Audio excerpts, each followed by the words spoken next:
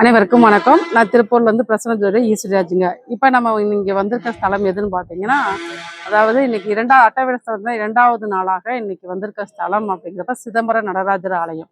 எல்லாத்துக்குமே நம்மளுக்கு தெரிஞ்சதுதான். அதாவது ஆகாய தத்துவம், பஞ்சபூத தத்துவத்தில் ஆகாய தத்துவத்தை குறிக்கக்கூடிய ஆலயம் இந்த நடராஜர் ஆலயம்.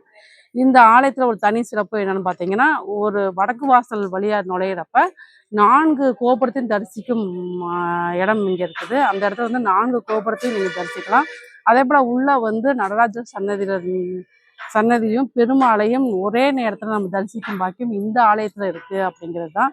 அதாவது சனி திசை நடக்கிறவங்க மற்றும் ஜாதகத்தில் சனி பகவான் திசா புத்தி நடக்கிறவங்க இந்த ஆலயம் வந்து சென்று வழிபாடு செய்கிறது அவங்களுக்கு நல்ல யோகத்தை கொடுக்கும் அப்படிங்கிறது தான்.